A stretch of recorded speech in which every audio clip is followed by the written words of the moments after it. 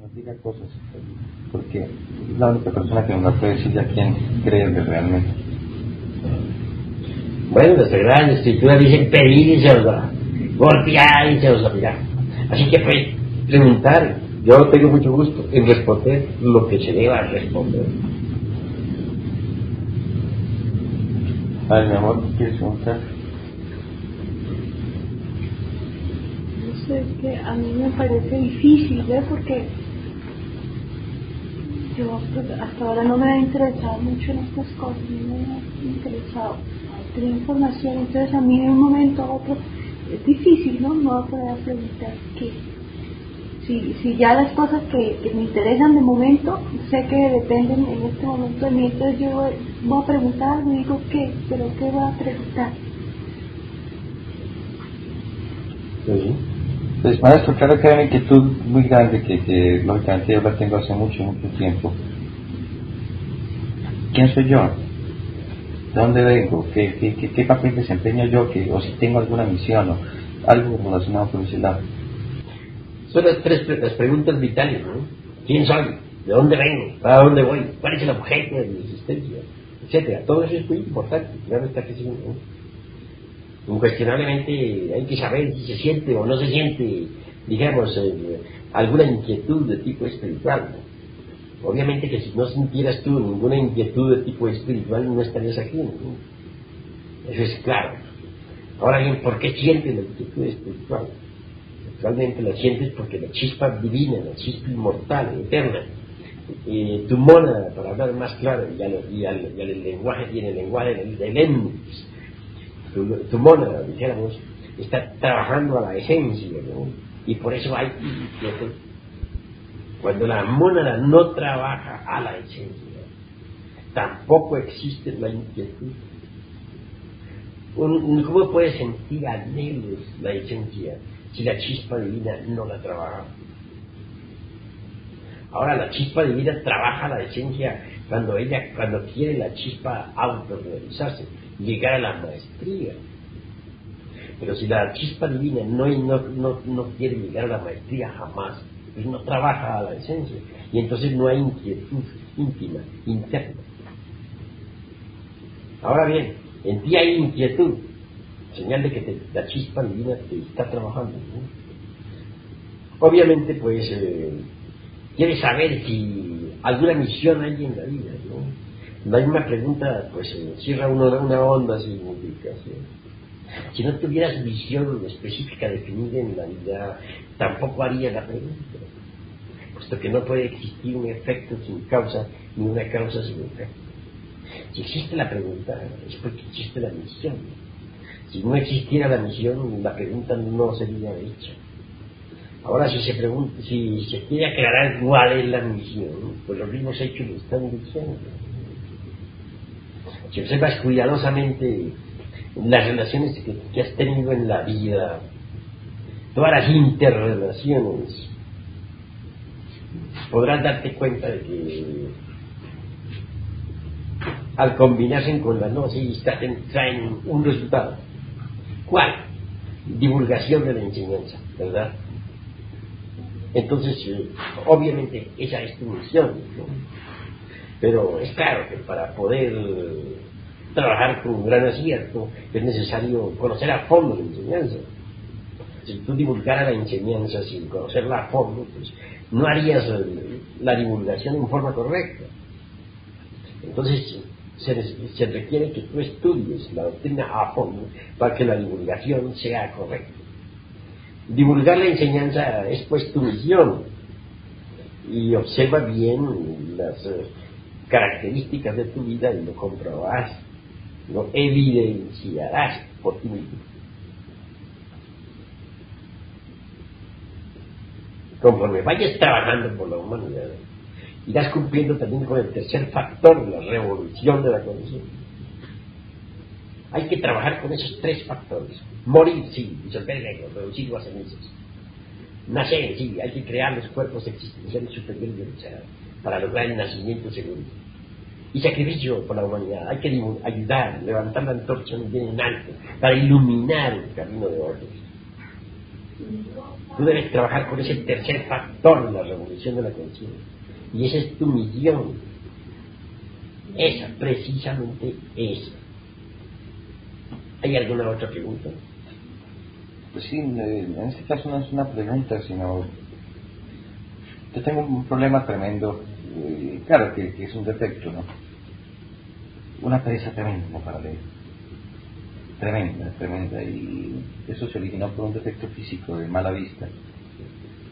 Me gustaría mucho difundirla, pero en este caso me gustaría pedir, si es posible, un crédito, una ayuda, de que me den instrucción arriba, para aprender más rápido y para poder cumplir mejor la misión, porque dentro de también ese tráfago mío de trabajo, que es muy grande, trabajo demasiado, no me queda mucho tiempo. ¿Qué posibilidad habría que yo pudiera solicitar eso, de que me dieran instrucción rápida en beneficio de la humanidad?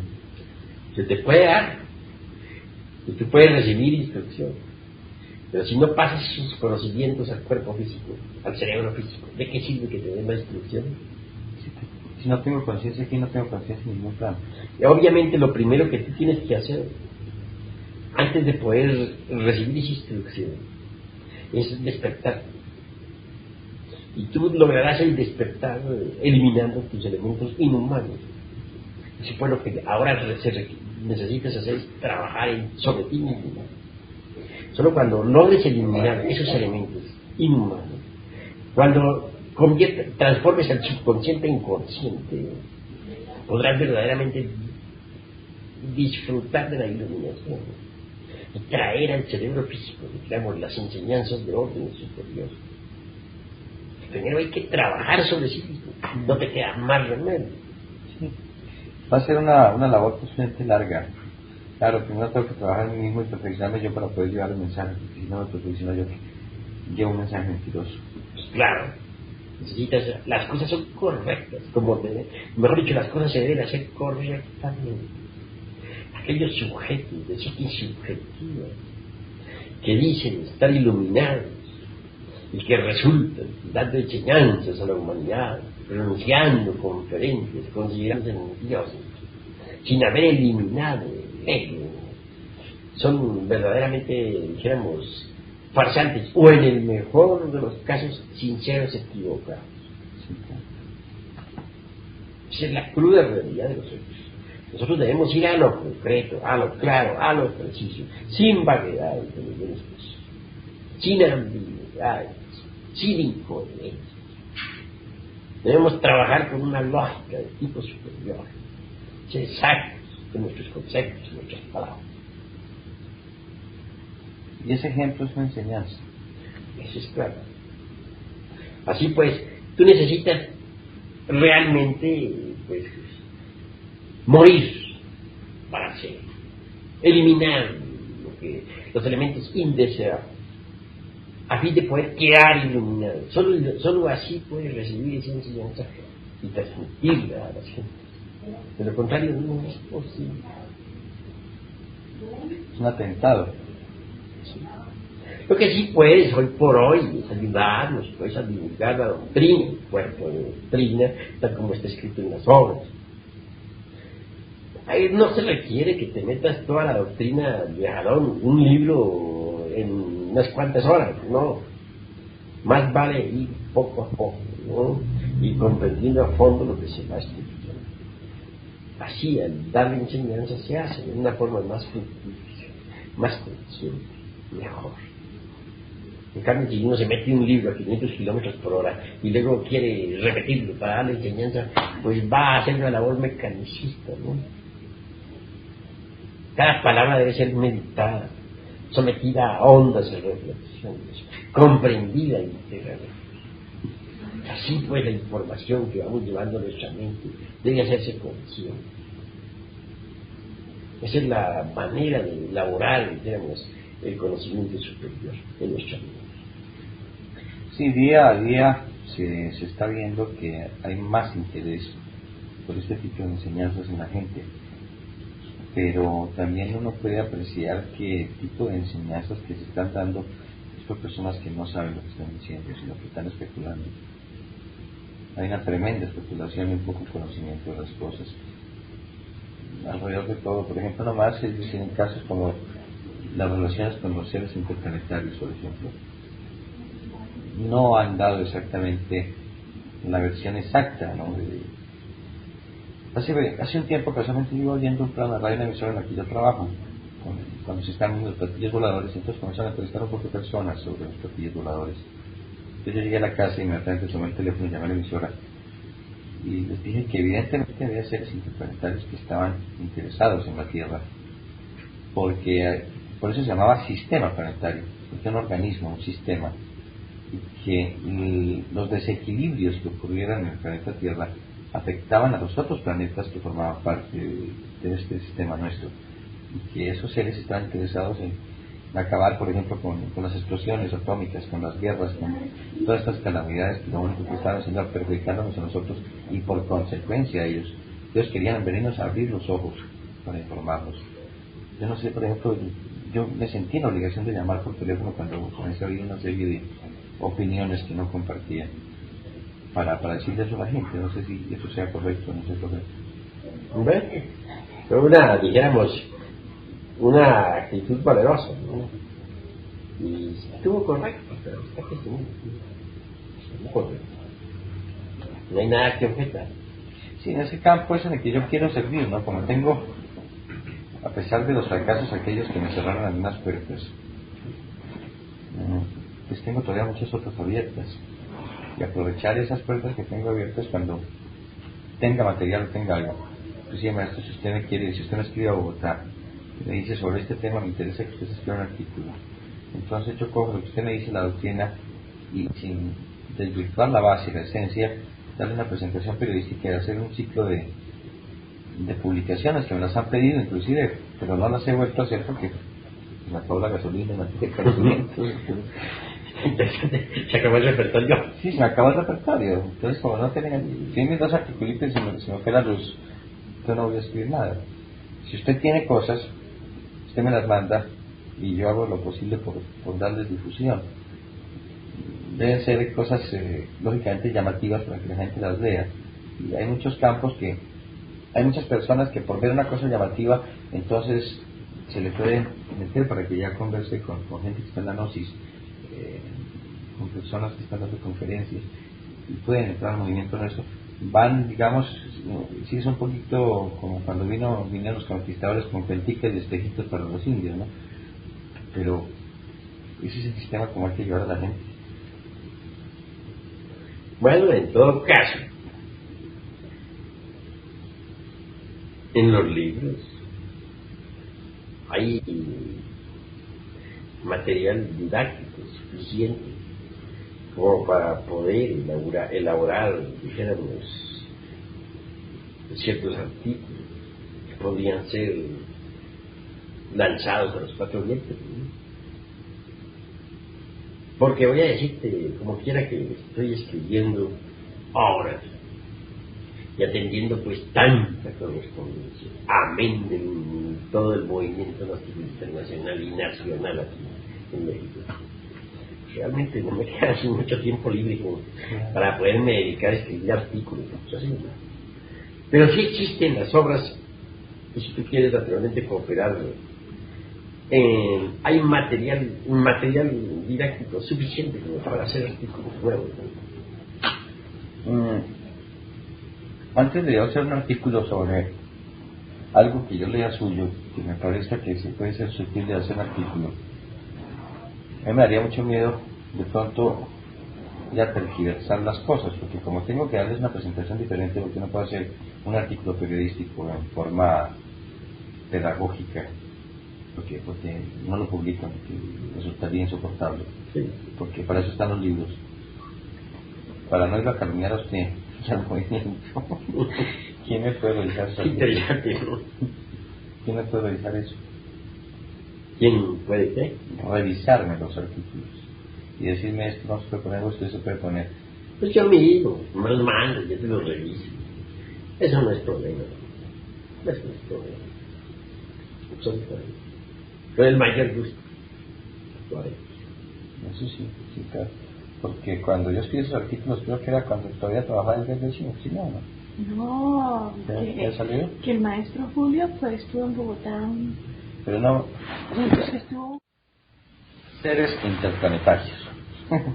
Bueno, incuestionablemente, se ha venido hablando mucho sobre platillos voladores desde hace ya muchos años. Precisamente después de la Segunda Guerra Mundial, los diarios del mundo entero se dedicaron a propagar a los cuatro vientos noticias diversas sobre los tales platillos voladores, sobre los ovnis, para hablar más claro. En aquella ocasión, yo dije en forma enfática que esos discos voladores eran naves cósmicas tripuladas por habitantes de otros mundos. Y así di la noticia en mi libro titulado El matrimonio perfecto, primera edición. Me queda pues la satisfacción de haber sido el primero en haber dado esa noticia al mundo. Las gentes no me creyeron, se rieron de mí, hasta me consideraron loco. Sin embargo, aquí y allá y acullá y por todas partes existen informaciones de gente que han logrado ponerse en contacto directo con gente de otros mundos. No quiero decir que el 100% de las noticias sobre platillos voladores sea perfecto. Existen naturalmente en la gente las costumbres pitorescas, sujetos que se ríen echando a volar determinados globos iluminados, haciendo trucos, etc. Es obvio que al lado de la luz siempre están las tinieblas, y entre, dijéramos, entre lo solemne y lo ridículo no hay más que un paso. Sin embargo, no por esto pierde interés la cuestión de los discos voladores. Repito, entre lo sublime y lo ridículo sí, no hay más que un paso.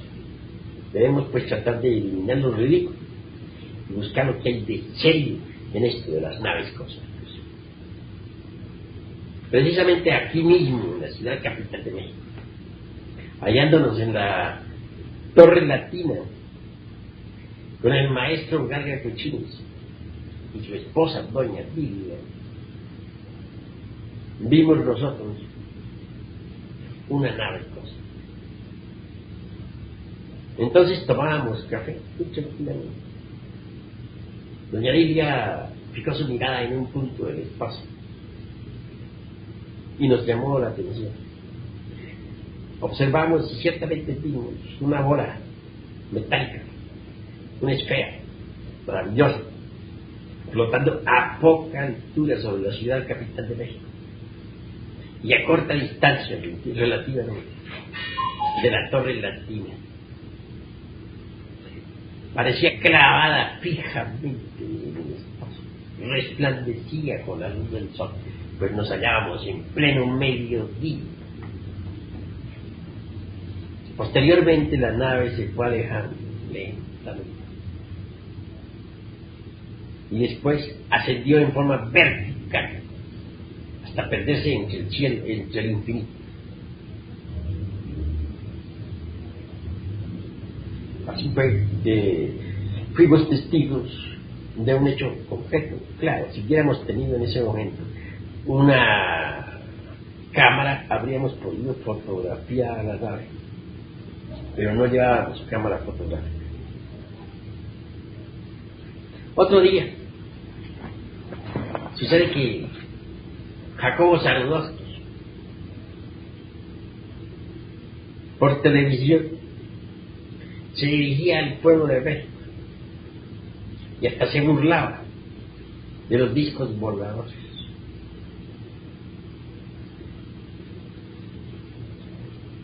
después de que pasó, pues, la emisión.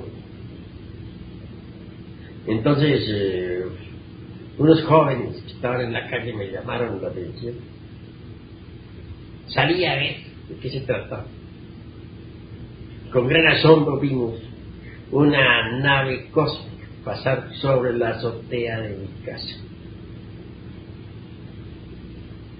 Se deslizaba lentamente en el espacio. Y los vecinos, aquellos que me habían llamado, no pudieron menos que reírse de Jacobo Zabludowski, y eso es escepticismo. Pues allí teníamos la nave todos ante nuestra vista. Aquella fue, dijéramos, deslizándose y por último ascendió verticalmente a perder su vida. Maestro, ¿cuál es la función o qué vienen a hacer esos seres extraterrestres a la Tierra? ¿Qué misión tienen? Bueno, ellos se proponen ayudar a la humanidad en esta hora crítica en que vivimos. Eso es todo. Pero continuando con relatos que a mí me constan, voy a decirte lo siguiente. En cierto día logré ponerme en contacto directo con gentes de una de esas naves cósmicas. La nave aterrizó en el desierto de los Leones, aquí en México. Yo me dirigí naturalmente al lugar del bosque donde la nave aterrizó. Tuve esta suerte de haberla visto. Y al acercarme, con asombro, pude evidenciar que estaba posada sobre un trípode maravilloso. Era una nave formidable, redonda, extraordinaria. Se abrió una portezuela y descendió el capitán, seguido de toda su tripulación. No tuve ningún inconveniente en dirigirme al capitán de la nave. Le dije, yo pues desearía que usted me llevara al planeta Marte. Mi mona divina es el regente de ese mundo. Sin embargo, yo no he sido llevado allí personalmente, físicamente. El capitán guardó silencio. Después,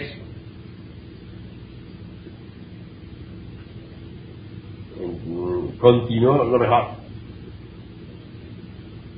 La tripulación toda se sentó en el suelo, en el pasto, dijéramos.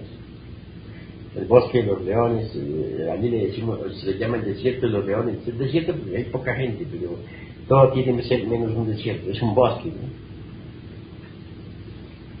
Dos damas estaban entre la tripulación. Continué yo diciéndole al capitán, soy un escritor. Tengo la misión de ayudar a la humanidad. Si yo pido que se me lleve a otros mundos, no es, dijéramos, por mí, sino por la humanidad. Yo quiero que se me lleve al planeta Marte. A Marte, eso es allí nomás, me dijo el capitán. Como si se tratara de ir allí a Xochimilco. Allí nomás. Para él fue una petición, dijéramos, de muy pocas ambiciones. Pues, continuando, seguí diciéndole, es que como soy escritor, quiero traer de esos otros mundos, culturas o civilizaciones, escribir para ayudar a la humanidad. La petición que hago no es propiamente para mí, sino para la humanidad. No soy un animal intelectual, soy un hombre, y lo hago dijéramos, con la responsabilidad de lo que un hombre puede hacer una solicitud, no como la haría un animal intelectual. sino como la hace un hombre. Es diferente. Guardó silencio. Una de las damas tomó en ese momento la palabra y dijo: si colocamos una planta que no es aromática junto a una planta que sí lo es claro que la que no es aromática se impregnará con el aroma de la que sí es aromática, ¿verdad? Eso es verdad. Dijo: bien, nosotros hemos acabado de llegar al planeta Tierra y vemos que dije, no, un momento, estoy yo en este momento olvidándome algo. Me dijo: lo mismo sucede con los mundos en el espacio, mundos que en el pasado andaban mal.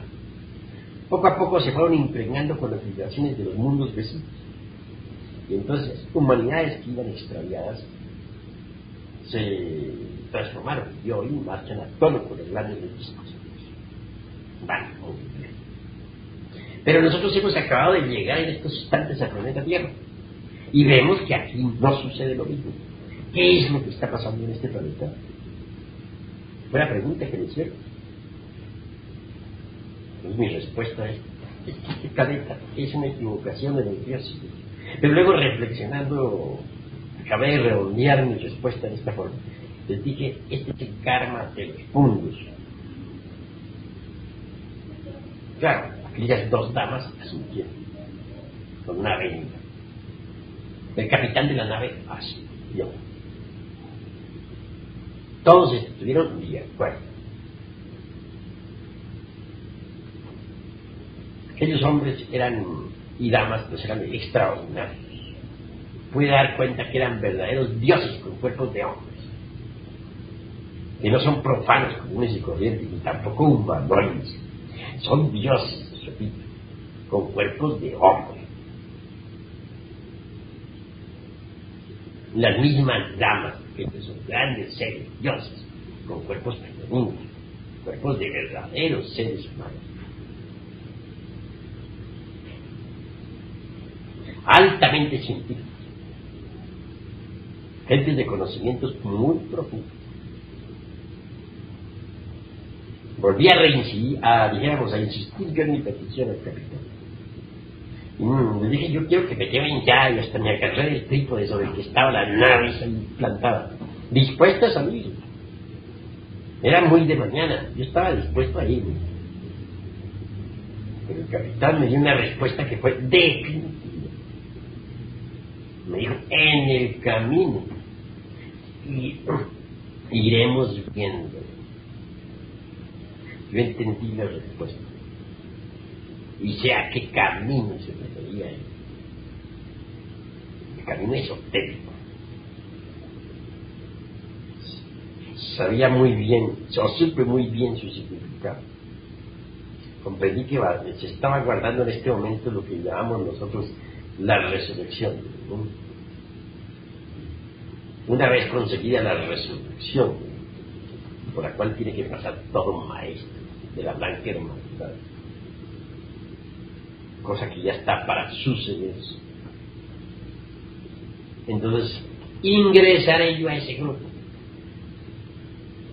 También supe yo que esa nave es intergaláctica y que ellos son viajeros intergalácticos.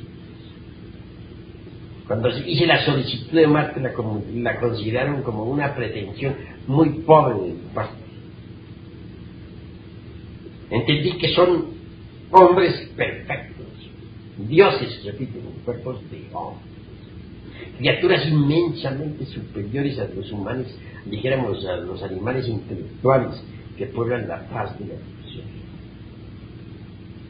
Criaturas que estos animales intelectuales no son capaces de comprender. Es claro que estos homúnculos racionales juzgan mal a semejante clase de ser.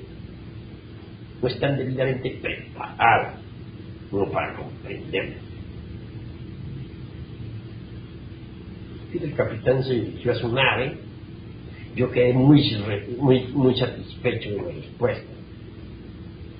Subió con su tripulación a la esfera aquella voladora Me retiré a alguna distancia para no ir a recibir perjuicio por la radiación, y la nave se elevó del centro de aquel bosque hacia el infinito. Aquellos hombres eran cobrizos, de estaturas de cuerpos medianas, delgados, provistos de una gran ciencia y de capacidades inmensamente superiores a las de los terrícolas. No vienen a causarle ningún daño a las gentes. Sencillamente ellos están estudiando el planeta Tierra, se proponen ayudar a la humanidad. Entonces día sé que voy a entrar a ese grupo,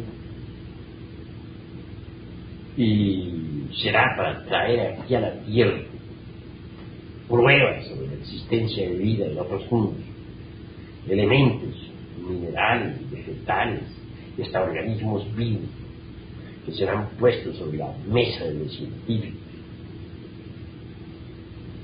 Escribiremos textos y haremos conocer públicamente, pero además entregaremos las pruebas sobre aquello que escribiremos. Entonces la mentalidad de las gentes se dirigirá a esos otros mundos del espacio. Se dirigirá porque, claro, por medio de nuestras obras y de las pruebas, las gentes lanzarán su mente hacia esos otros mundos, atraerán, dijéramos, de forma magnética la radiación de esos otros mundos, y así esa radiación impregnará aquí a este planeta. Es necesario que nuestra Tierra se impregne con la vibración de otros mundos. Por tanto, pues, caos, esa es la conclusión. Lo que ellos hablaron y lo que yo hablé se une para formar un todo único. Así será como este planeta recibirá un gran beneficio. Claro, de todas maneras los cataclismos serán los cataclismos, pero la vibración quedará en la Tierra para formar un mundo mejor. Maestro, yo no sé si la pregunta sea muy tonta, pero ese tipo de seres tenían una evolución, si la pregunta está hecha con evolución igual a la del Cristo, por ejemplo. Pues son hombres de orden superior. ¿Al Cristo? Hombres dioses, no podríamos hacer comparaciones de ese tipo.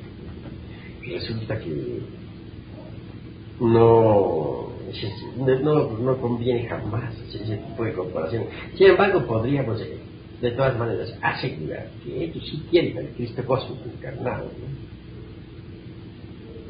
Son seres de tipo superior. El Cristo, lógicamente, que nosotros tuvimos fue un ser cósmico también. El Cristo propiamente dicho es cósmico, universal, se manifiesta en todo hombre que esté debidamente preparado.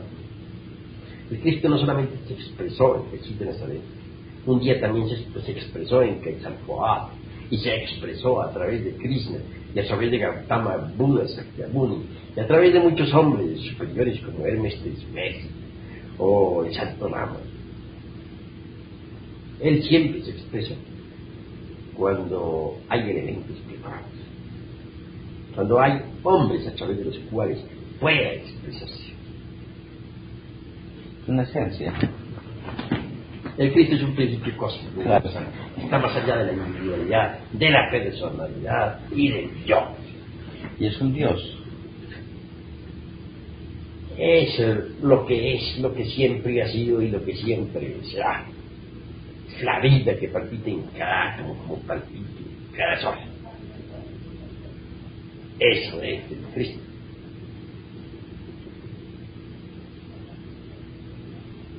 No podremos, dijéramos, definirlo diciendo eso ya, pero sí es esa gente maravillosa que se expresa a través de cualquier Dios o de cualquier hombre, siempre y cuando el instrumento sea debidamente épico.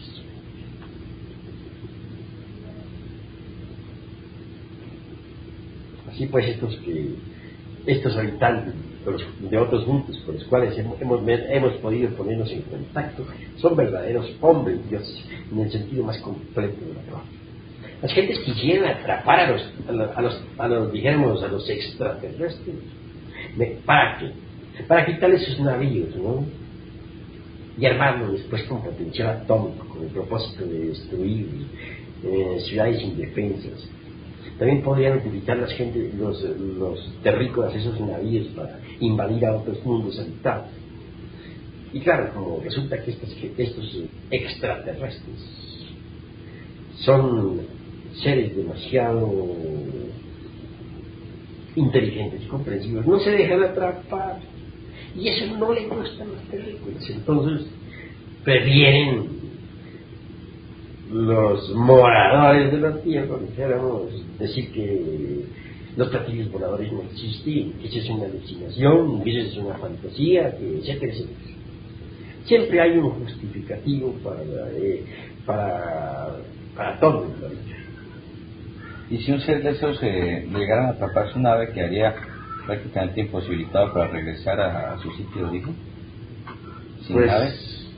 Al ser atrapado, pues podría ser asesinado, ¿no? Se le metería a cualquier laboratorio con el propósito de saber de qué forma está hecho, ¿no? Y la nave sería confiscada, y luego al poco tiempo reproducida por millones en el planeta Tierra. Entonces ya nadie tendría seguridad ni de su vida ni de nada. Y es que el hombre sí está en capacidad de reproducir una nave de esas. Pues podrían, descubierta la fórmula, hacerla. Y entonces tendríamos la tragedia, ¿no? Vendría la invasión, los terrícolas invadiendo a otros mundos. Sería el desastre, ¿no? Aún más las guerras se harían más espantosas, porque esas naves cargadas con potencial atómico serían más poderosas que los cañones ultramodernos, los aviones ultrasónicos, etc. En una palabra, la humanidad utilizaría todo eso para el mal, y a los tripulantes de esas naves los asesinaría.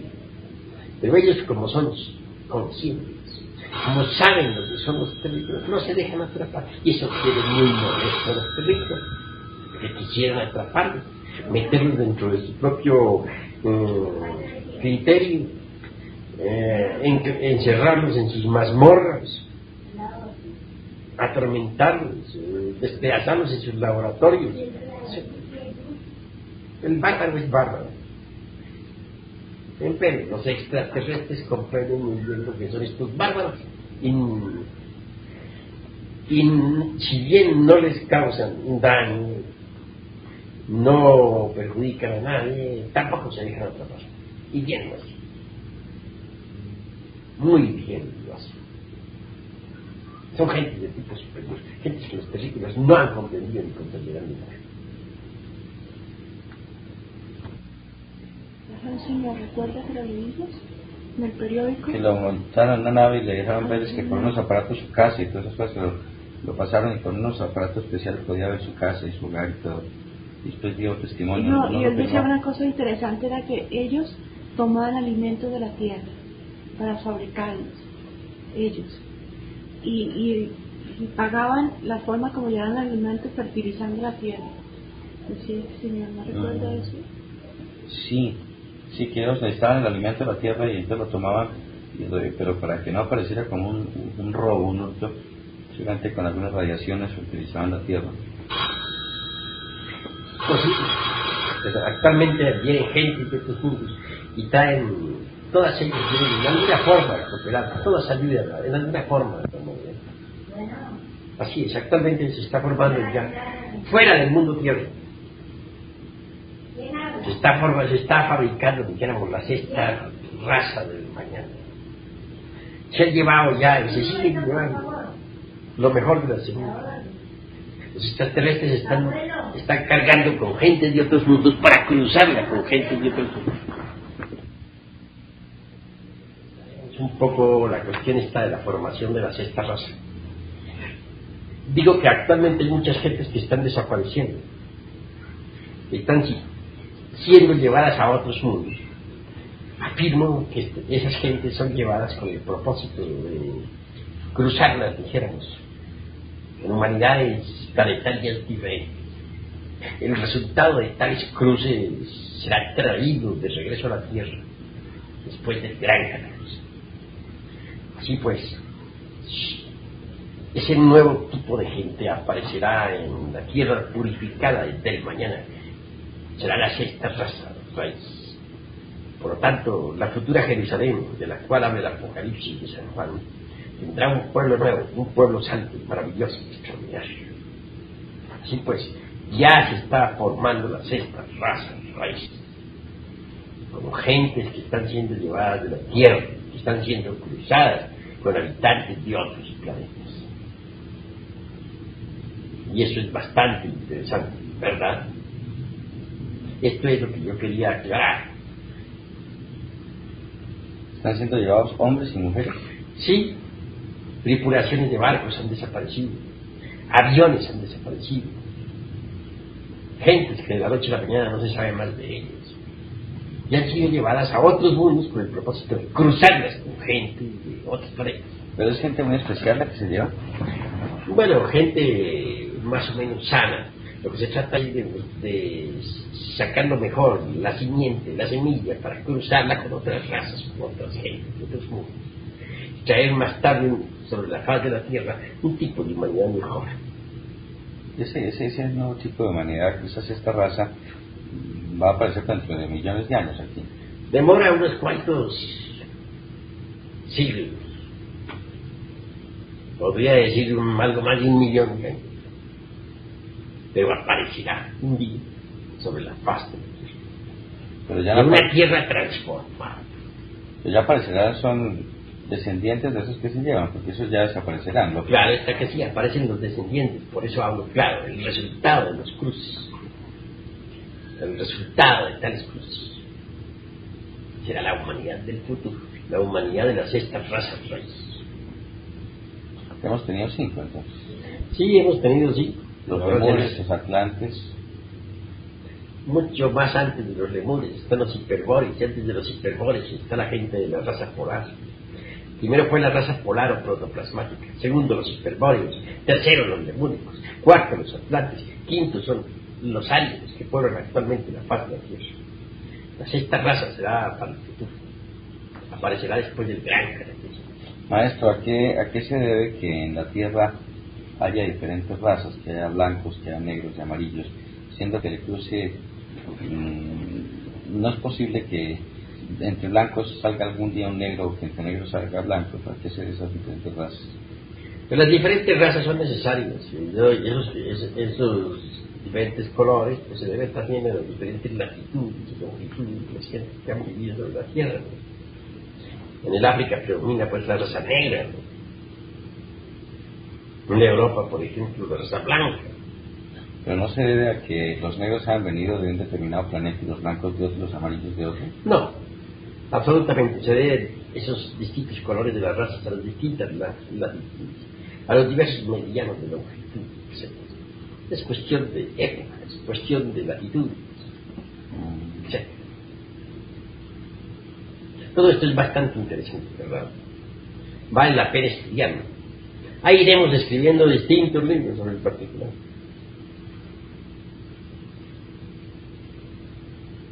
En todo caso, estos estudios son largos y profundos. Actualmente estoy escribiendo la doctrina secreta de Anáhuac. Será el mensaje de Navidad para el año 1974-75. ¿Quién es Anáhuac o quién era Anáhuac? La doctrina secreta de todo el valle de Anáhuac es bastante extensa, ¿no? Tenemos que conocer, tenemos que poner sobre el tapete de actualidad todo el mensaje del Señor Quetzalcóatl. ¿Mexicano?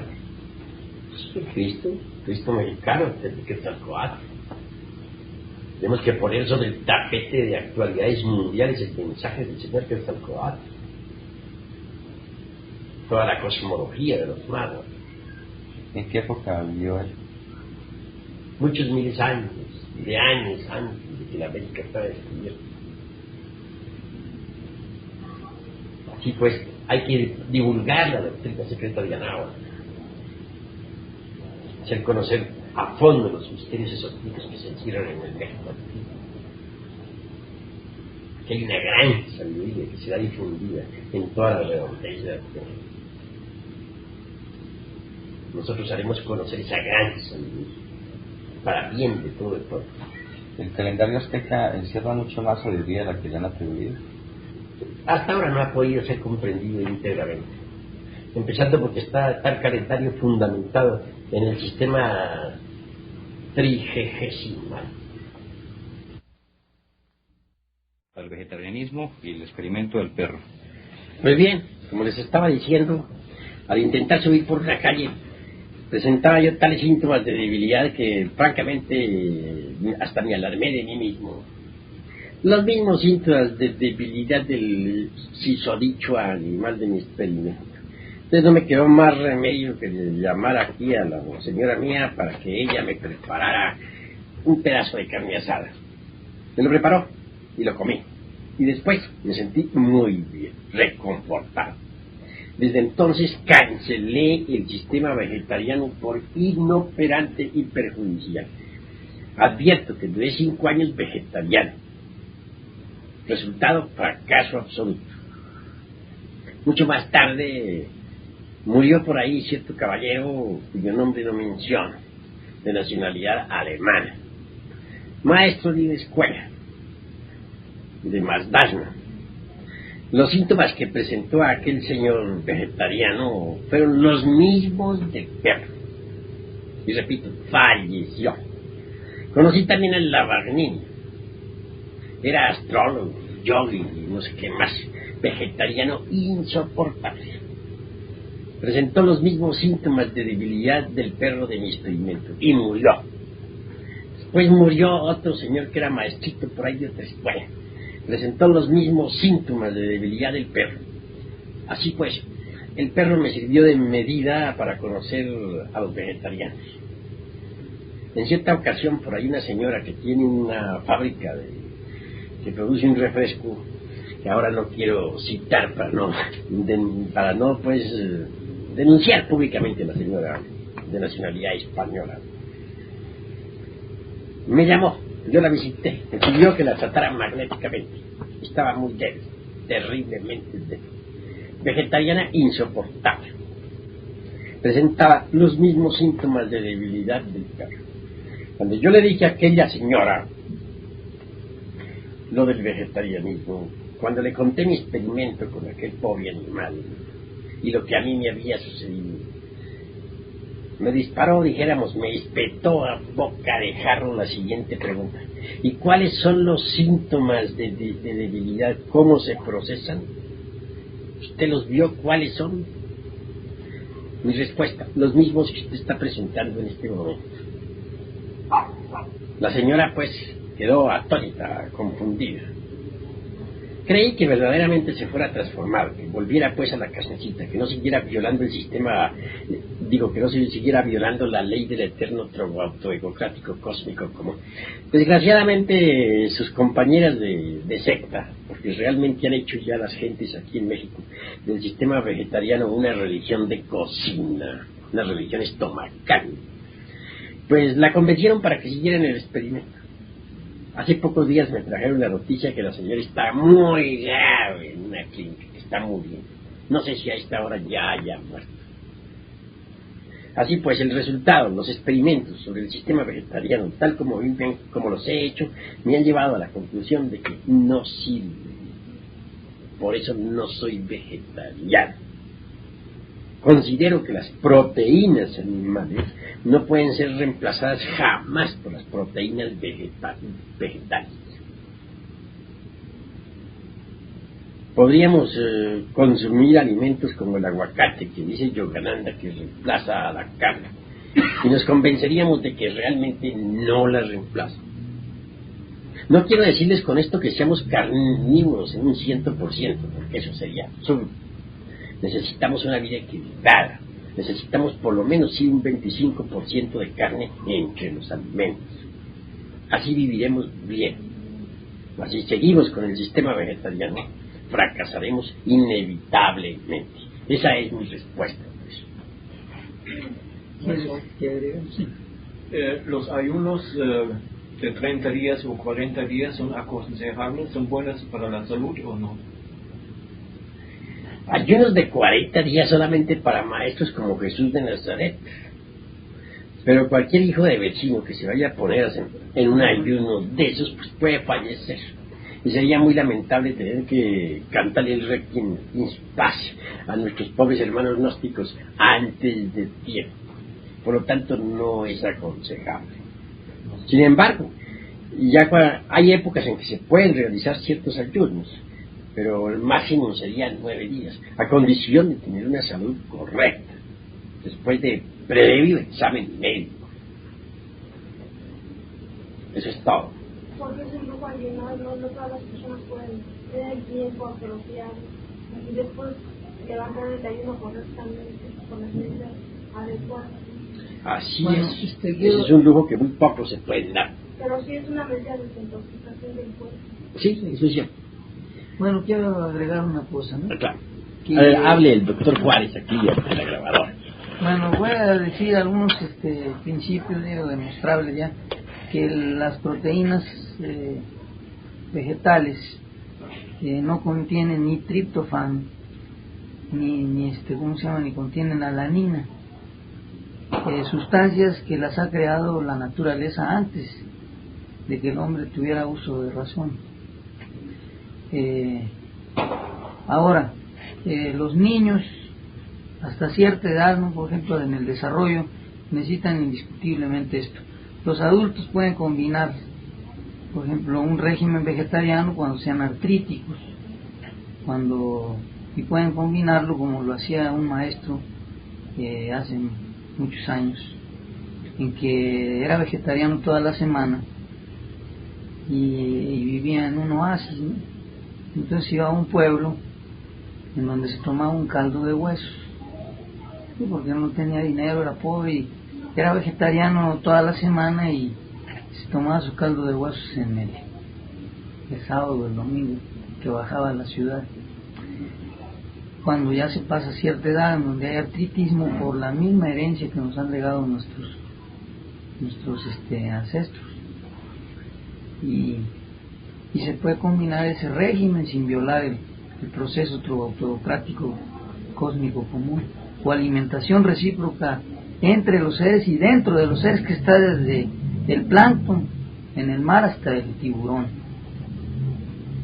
Y en la tierra pues están las plantas, los herbívoros, los carnívoros, y a su vez los carnívoros son destruidos por los microbios, por los gusanos, y se procesa el círculo que no se puede violar, porque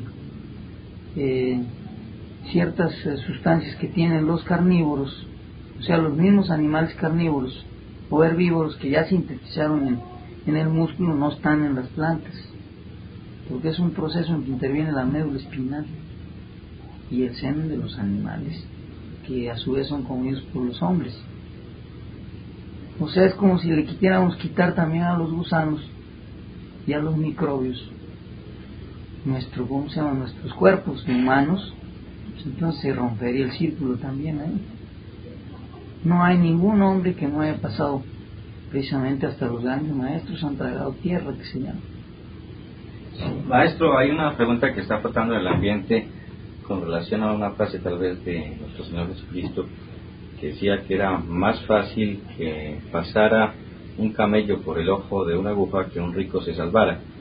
¿Usted quiere explicarnos en qué forma esto es simbólico y en qué se contrapone la riqueza material con la revolución espiritual?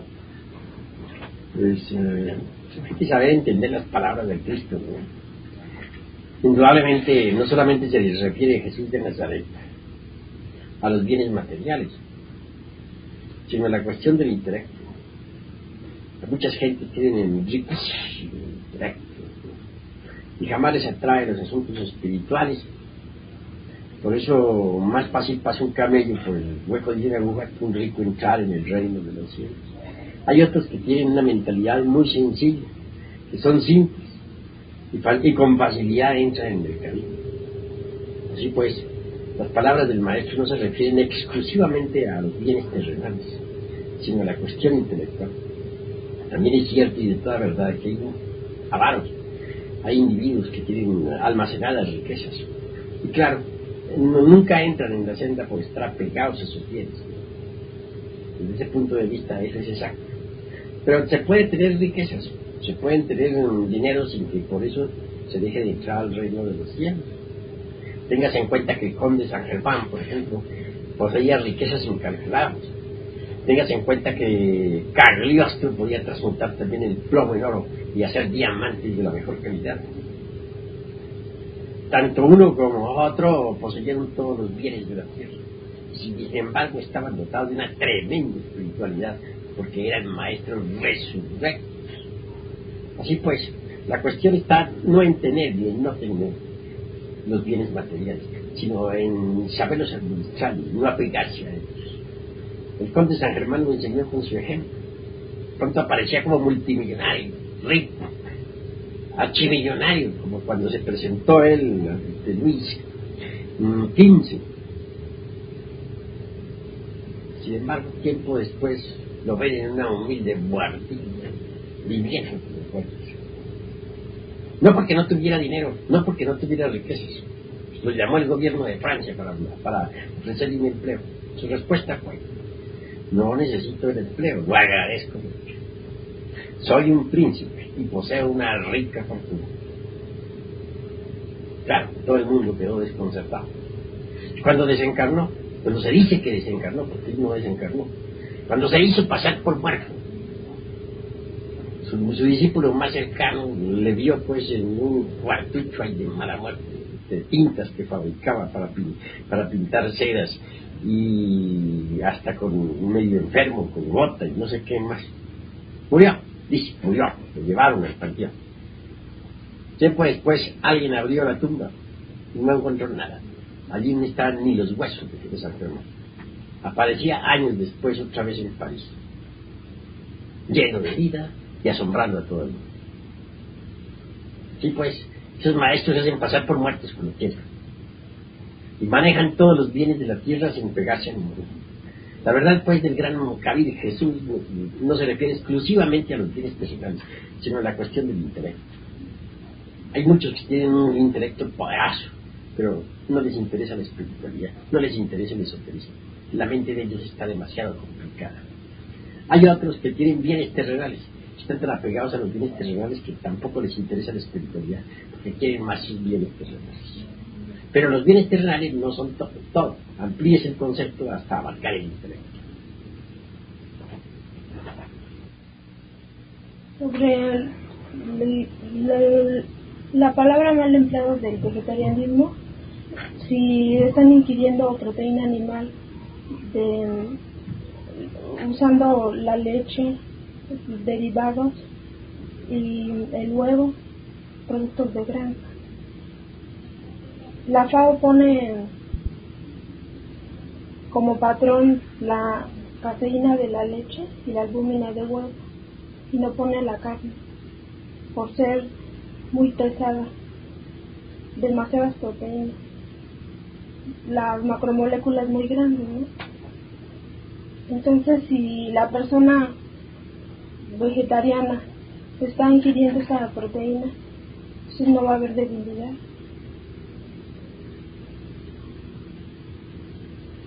Bueno, he escuchado la pregunta y con el mayor gusto pues me apresuro a responderla. Todo lo que diga la FAO pues, y lo que digan en general los diversos sistemas que en una o en otra forma defienden al sistema vegetariano, indudablemente tiende a justificar al mismo sistema. La cruda realidad de los hechos es que no hay nada que pueda reemplazar a la proteína de la carne, aunque se inventen innumerables teorías en ese sentido. Así pues, indubitablemente las proteínas de la carne vienen a ser el fundamento pues para la vida celular orgánica. Eliminarla por satisfacer tal o cual teoría, porque tal o cual hipótesis afirma que mediante esta u otra sustancia se puede reemplazar la proteína animal, resulta completamente absurdo. Cuando yo fui vegetariano usé precisamente todas esas teorías Usé todos esos modismos, sistemas, procedimientos para reemplazar a la carne. Y en nombre de la verdad debo decirles que con ese sistema fracasé totalmente. Además me ha tocado ver morir a muchos. He conocido a muchos vegetarianos fanáticos. Nunca he hallado uno sano. Todos son enfermos. Ahora dejo la palabra aquí al doctor Jacinto Juárez, que es un gran médico, para que en nombre de la verdad él dé su concepto desde el punto de vista clínico. Bueno, centrando a la pregunta que hizo ella, puedo afirmar que el hierro, contenido en la miohemoglobina, en esa macromolécula, tiene una vibración electrónica superior a la que tiene el hierro de las semillas, el hierro de las hojas y el hierro de los vegetales, en el mismo proceso, o sea, en que están imbricadas las pirámides alimenticias. El hierro que está en los minerales y que es absorbido por los vegetales, que a su vez pasa a los herbívoros, y los herbívoros a su vez siguen a los carnívoros.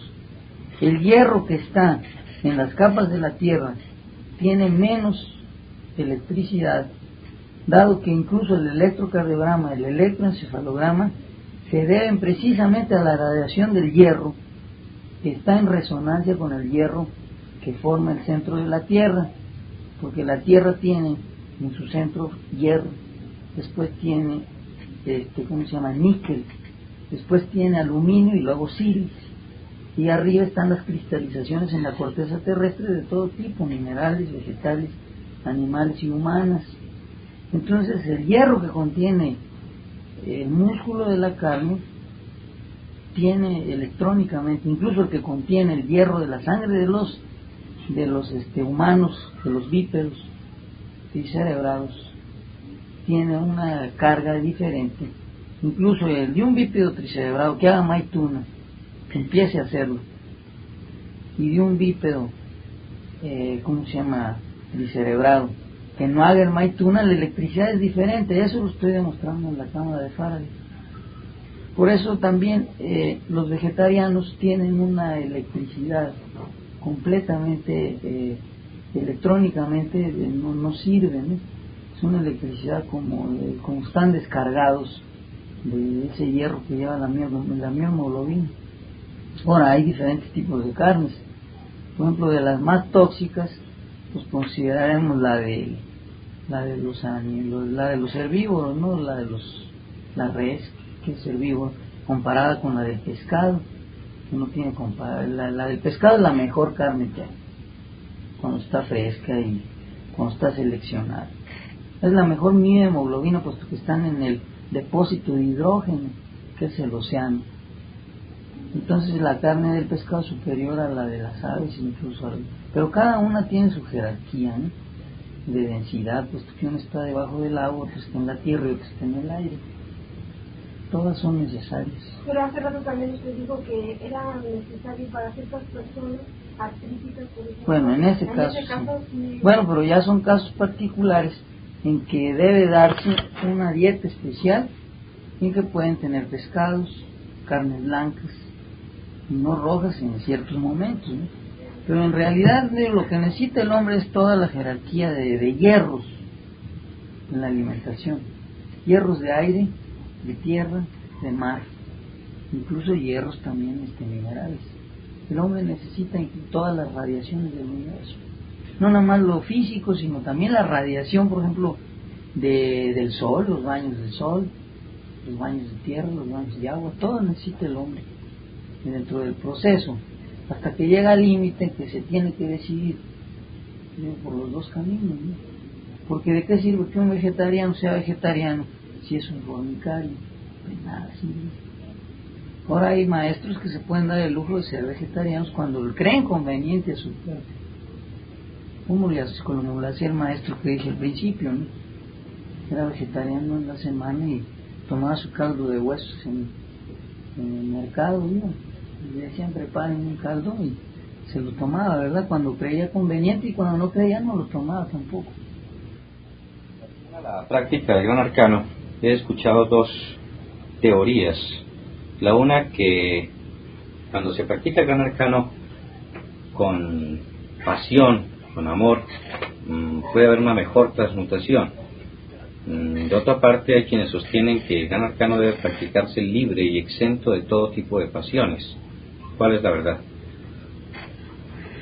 En todo esto hay grados y grados. Incuestionablemente no podemos exigirle al animal que no sea pasional, puesto que es animal.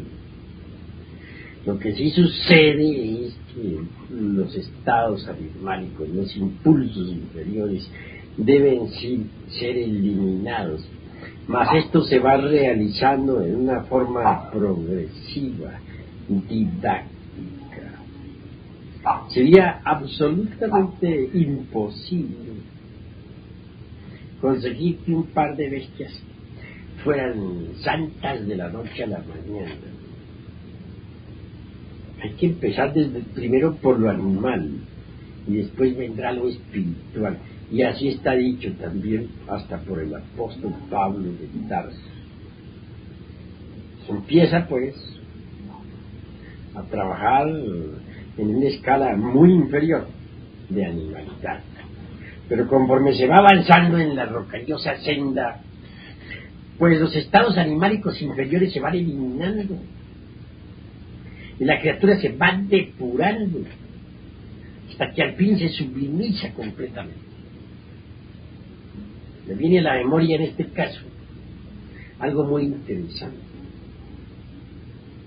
A pesar de la mística avanzada con la que yo realizaba mis trabajos, dijéramos, en la novena esfera, hace algún tiempo, recuerdo que hallándome por allá en Acapulco, me sucedió algo insólito. Fuera del cuerpo físico me encontré con un místico que parecía como de la Edad Media. Aquel intentó hacerme pues los famosos estigmas en las manos. Con un clavo intentó perforarme pues las manos. Lograba avanzar con su clavo hasta cierto punto y nada más. Y de las palmas de mis manos brotaban entonces rayos y rayos. Mas no consiguió él lo que se proponía. Entonces me condujo pues a la iglesia gnóstica y me presentó ante un gran maestro. Mi real ser interior me acompañó. En aquella época todavía yo no tenía perforadas las manos astrales. Y dijo: aquí traigo a este maestro para el asunto de los estigmas. Dirigióse entonces el ser que estaba sentado ante la pila de agua bautismal, un andrógeno divino, directamente a mi real ser interior, es decir, a Samael, a mi mónada particular. Y hablando sobre mí, le dijo: es muy fuerte y responde muy bien,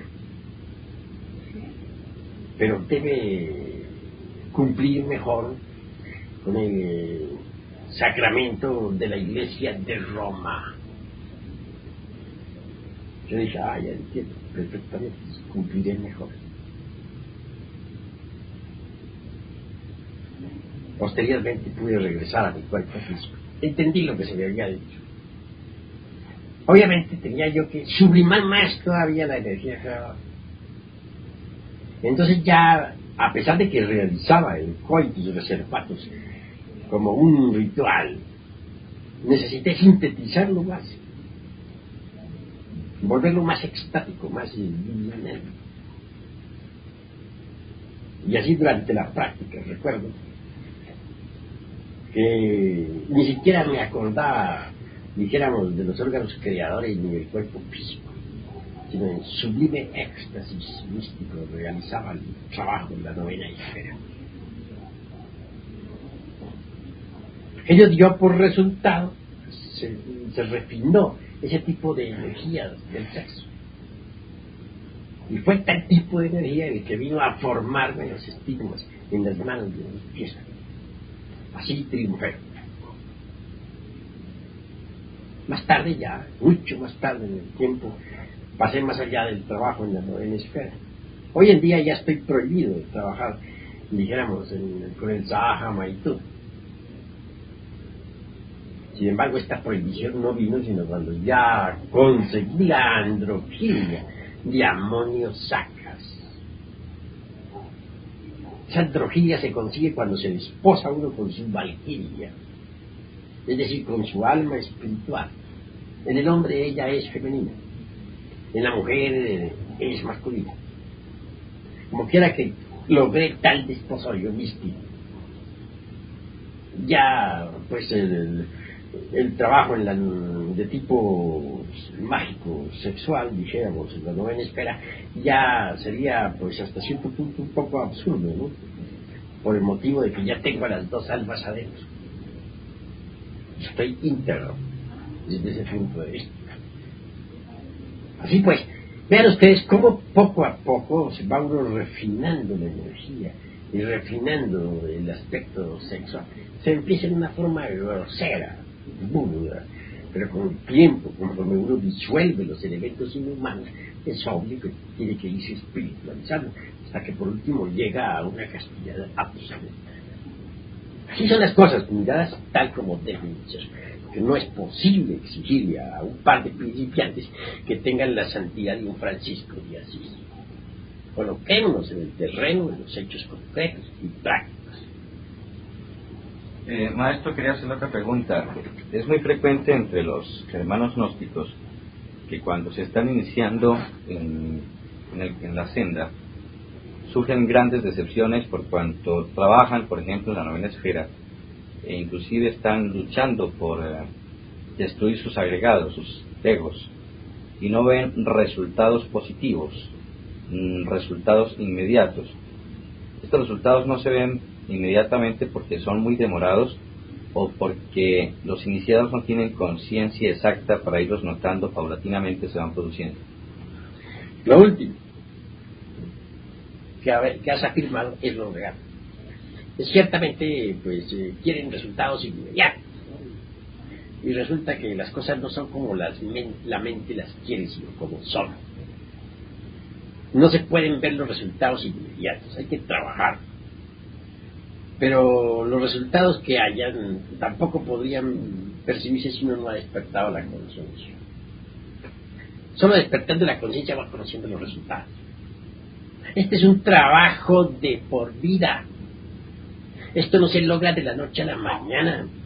Hay tiempos de terrible soledad, y sobre esa soledad han hablado los mejores iniciados. La noche espiritual de un Beethoven, la noche espiritual de un Mozart, la noche espiritual de un Jesús de Nazaret, o la noche espiritual de un Hermes Trismegisto, épocas en que uno se ve la más tremenda soledad, separado de toda espiritualidad. Arriba no lo reciben porque no lo merecen, abajo tampoco lo quieren ya porque usted se ha convertido en enemigo del yo psicológico. Total, anda como un infeliz sobre el barro de la tierra. La mayor parte fracasan en esa época de la noche espiritual.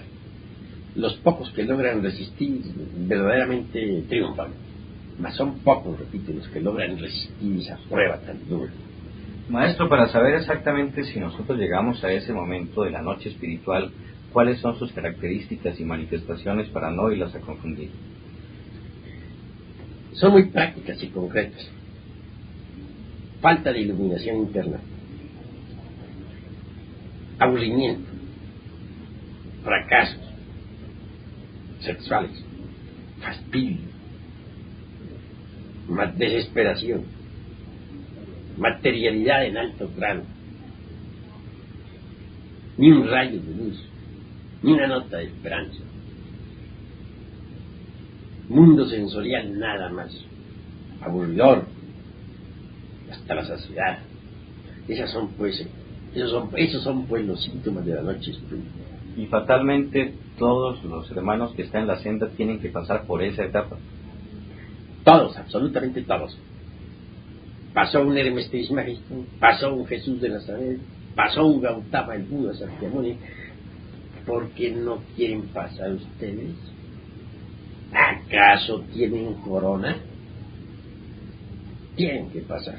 Ustedes o no les gusta. Si fracasan, peor para ustedes. Si tienen paciencia y saben perseverar, mejor para ustedes, porque entonces triunfarán. En los caminos iniciáticos todos los seres tienen que pasar exactamente por las mismas etapas y pruebas. Similarmente, sí, absolutamente igual. Pero en forma, dijéramos, semejante, todos. ¿Se presentan en diferentes encarnaciones o quien ya ha pasado esa prueba la pasa definitivamente? Ciertamente. La noche espiritual solamente se presenta en una reencarnación. No hay necesidad de estarla repitiendo en distintas vidas. Beethoven la pasó y triunfó. Pienso que Beethoven no ha de repetirla en vidas posteriores. Ya la pasó. Eso es todo. A ver si esa noche espiritual ya la pasó o la tiene que afrontar en una encarnación presente. Los hechos son hechos, y ante los hechos tenemos que rendirnos. Por sí mismos hablan los hechos. Si uno no es admitido allá arriba, si no goza de una verdadera iluminación, si se siente con un anhelo que no logra satisfacer, si abajo aquí en el mundo tampoco lo admiten, porque ya no es del mundo y sin embargo tiene que vivir en él. Si la vida se le vuelve árida, aburrida e insoportable, sin un rayo de esperanza, sin una percepción científica, sin nada, es porque está en la noche espiritual. Esos son sus síntomas, repito. No gustan de buscar su revolución espiritual en grupo, que no les interesa asistir a lumiciales ni a cadenas. Buscan más bien su revolución en forma particular. ¿Qué es más conveniente y productivo? La autorrealización es algo demasiado individual, muy de cada uno. Mas debemos tener en cuenta los 3 factores necesarios para la revolución de la conciencia. Nacer. Esto solamente es posible trabajando en la forja de los ciclos. Morir. Es cuestión de disolución del yo psicológico. Pero sacrificarnos por la humanidad es amor. En alguna forma tenemos nosotros que luchar por nuestros semejantes. En los santuarios, por ejemplo, en los lumiciales, no. Existe la oportunidad para sentir. Con el hecho mismo de tomar parte de una cadena de curación para ayudar o para sanar a otro a distancia, estamos nosotros prestando un servicio impersonal. Con el hecho mismo de asistir al santuario, ayudamos con nuestras fuerzas, dijéramos, a los demás. Porque en cada santuario se forma un centro magnético especial. Es claro que tal centro es vital para la conciencia, porque en tal centro se puede practicar la meditación, en tal centro se puede estimular a la esencia. Por eso esos centros son tan cardinales y definitivos para la nueva era de la cual conviene asistir siempre a los lumiciales, no tanto por nosotros, sino por los demás. Eso es todo. Tanto a las criaturas encarnadas en cuerpo de hombre o cuerpo de mujer. La noche espiritual es para todos, para hombres y para mujeres. Puede durar meses como puede durar muchos años. El tiempo varía. La mayor parte huyen, se entregan a la bebida, a las drogas, se escapan. Raros son, repito, los que tienen la suficiente fortaleza y tenacidad como para llegar hasta el fin. Esos que perseveren serán salvados. Esos que perseveren llegarán a la iluminación. Esos que perseveren avanzarán por la senda de la iniciación. Eso es todo. Maestro, ¿qué fórmula le podría dar usted a las criaturas que pasan por ese trance para que salgan de él lo más pronto posible? En medio de la soledad y del silencio, en medio del dolor y de la avidez, ante el aburrimiento y la vacuidad, no queda más que una sola vía, la de la meditación. Cuando la mente está quieta, cuando la mente está en silencio, adviene lo nuevo. Hay que agotar el proceso de pensar durante la meditación. Agotado tal proceso, adviene entonces lo nuevo. Si logramos nosotros en la mente la irrupción del vacío iluminador, pues recibiremos iluminación. Y esto nos reconfortará enormemente. En tiempos de la rigurosa tentación, dice don Fray Miguel de Molinos, en su guía espiritual, hay que sumergirse dentro de sí mismo, en profunda meditación. Quien quiera salir triunfante, pues, de la noche espiritual, que se entregue a la meditación de fondo. Eso es todo. Maestro, usted está ahora diciéndonos que la meditación es prácticamente dejar la mente en blanco, pero hay otro sentido de meditación que por el contrario es muy dinámico, que es concentrarse y pensar sobre un tema, lo cual indica una dinámica mental. ¿O es que hay dos tipos de meditaciones? Existen muchos tipos de meditación, pero si es que nosotros queremos aprender lo real, si es que nosotros queremos experimentar la verdad, si queremos sentir en nuestra psiquis ese elemento que transforma radicalmente, necesitamos de la quietud y del silencio de la mente. No se trata de poner la mente en blanco, porque eso verdaderamente es absurdo. Lo que se requiere es llegar a la quietud y al silencio de la mente, y eso es diferente. Pero poner mente en blanco resulta en el fondo, y perdóneseme la palabra, hasta estúpido. Se necesita algo más que esa estupidez. Se necesita quietud y silencio de la mente. Cuando el proceso del pensar ha quedado agotado, la mente queda quieta y en silencio. Y entonces adviene lo nuevo. No se trata de combatir a los pensamientos que lleguen para que la mente quede quieta. No. Lo que se trata es de contemplar a esos pensamientos. De comprender. Contemplar esos deseos. Entender. Contemplar todo y entender a todos los recuerdos que lleguen a la mente. Conforme va uno comprendiendo todo eso que viene al entendimiento, entonces lo puede ir fácilmente. En una palabra, supongamos que viene a la mente el recuerdo de una escena de ira en la calle. ¿Qué haremos? Tratar de comprenderla. Y después de comprenderla, ¿qué? Olvidarla. Luego surge otro recuerdo. La conversación con el compadre o con la comadre. O con el vecino. ¿Qué hacer? Rechazar. Absurdo. Entonces, ¿qué? Meditar y comprender. ¿Comprendido? Olvido. Que surge el recuerdo de una partida de fútbol. ¿Qué hacer? ¿Rechazarla? No. ¿Qué hacer? Repito, comprender la futilidad de aquello, la vanidad de aquello. Una vez comprendido a fondo, olvídenlo. Y así, todo ese desfile de pensamientos, de deseos, de sentimientos, de recuerdos, etcétera, tienen un principio y tienen un fin. Cuando esa cinta de recuerdos, deseos, pensamientos, emociones, etcétera, ha terminado, la mente queda quieta y en silencio. Entonces advienen los nuevos. Y si no advienen, diríamos, si a pesar de creer que ya estamos en quietud y en silencio, nada sucede, ¿qué pasa? Sencillamente no hemos llegado a la quietud absoluta en todos los niveles de la mente. Entonces no nos queda más remedio que descender hacia niveles más profundos. Quiere decir que hemos llegado a la quietud en el nivel meramente intelectual. Debemos pasar entonces a la quietud en el segundo nivel. Retar a la mente. Preguntarle por qué no se quiere estar quieta. ¿Por qué no quiere el silencio?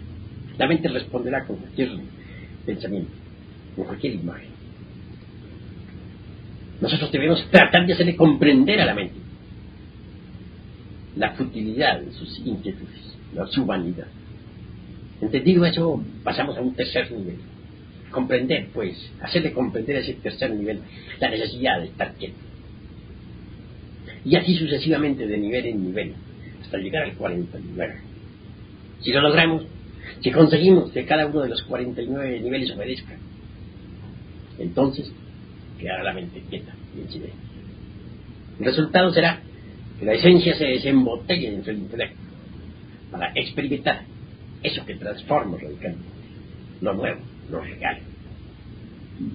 De esa forma, pues, iremos poco a poco saliendo victoriosos de la noche espiritual. No se trata, pues, de poner la mente en blanco, repito, porque eso es completamente absurdo, sino de lograr la quietud y el silencio de la mente, que es diferente. Y si a pesar de todas nuestras prácticas la mente no quiere quedar quieta y en silencio, habremos de recriminarla, de regañarla, de hacerle ver sus errores, hasta de castigarla. Ya no le quedará al fin y al cabo más remedio que obedecer, y quedará quieta y en silencio. Vendrá el éxtasis, el samadhi. La esencia se liberará entre el intelecto para experimentar lo real. Así, verdaderamente así es como logramos nosotros salir de la noche espiritual. De algunas plantas estimulantes como la marihuana son útiles para alcanzar el desdoblamiento, por ejemplo, en forma más rápida. Los elementos de las drogas resultan perjudiciales. Téngase en cuenta que la marihuana y muchas otras drogas son subjetivas 100%. Es cierto que mediante los hongos alucinantes, mediante el cáñamo indio, mediante el LSD, el ácido, hay un ácido por ahí, ácido lisérgico, etcétera, se consigue, dijéramos, desdoblamientos. Sí, pero son de tipo subjetivo e inhumano. Se penetran las infradimensiones de la naturaleza y del cosmos. No conducen a la auténtica iluminación objetiva trascendental. Son pues un fracaso. Aquí en México tenemos nosotros el peyote, o peyote. Es muy diferente. Él coopera así con la meditación. No forma hábito de ninguna especie. Es muy exigente en cuestión de castidad. En modo alguno ayudaría el peyote, por ejemplo, a los lujuriosos. Y tiene sus reglas. El maestro Huiracocha habla sobre el peyote. Cuenta cómo el maestro Rasmussen, dentro del templo de Chapultepec, lo utilizó para provocar un desdoblamiento. Es la única planta recomendable, pero eso es para los hombres castos, y a condición de no abusar de... Un estudiante que quiso usarlo por tercera vez, después de haber recibido grandes instrucciones, fue llamado al orden por los señores del Karma. Se le prohibió continuar con él, dijéramos, abusar de él, para ser más claro. Así pues, el peyote es útil, pero hay que saberlo usar, no abusar de él jamás. Pero en cuanto a las demás drogas, no digo nada. Al peyote no lo podemos considerar droga. Es una planta inofensiva que no forma hábito de ninguna especie y que solamente coopera con la meditación cuando se sabe meditar. Alguien podría consumir 1 kilo de peyote y no tener ningún resultado. Otro podría mascar un pedacito, unos cuantos gramos de él, y obtener un resultado extraordinario. Entonces está que se sepa meditar. Él coopera con el que sabe meditar y con el que es casto, ¿verdad? Pero como eso no se consigue por allá en otros países, naturalmente no podríamos en modo alguno recomendarlo, porque ¿cómo? Si en los países de Sudamérica no se consigue, en los de Centroamérica tampoco. Aquí en México se consigue, pero con dificultad. ¿El yagué, maestro? Sí, el yagué. Pues el yagué es demasiado drástico para las gentes que viven en el Putumayo y en el Amazonas, por allá en Colombia, muy difícil de lograr. Quien quiera verdaderamente conseguir el yagué tiene que internarse en las selvas más profundas, porque el yagué que traen en las ciudades no es yagué, otras clases de plantas que no conducen a nada. Tiene sus exigencias también el yagué. Lo usan en determinado tiempo de luna llena, lo mezclan con el guarú, lo toman Pero eso es allá en las selvas más profundas. En la ciudad es inútil intentar tomar yaque. El yaque que traen en las ciudades no es yaque. No hay que perder el tiempo en tonterías. ¿Me permite agregar algo? Claro, Mira, habla el doctor Juan. En el Instituto Nacional de Neurología, yo estuve durante un año observando todos los experimentos que se hacían con las drogas, con los drogaditos. Todas estas plantas, estos alcaloides, una vez tomados a veces en una sola dosis, hacen desaparecer la onda alfa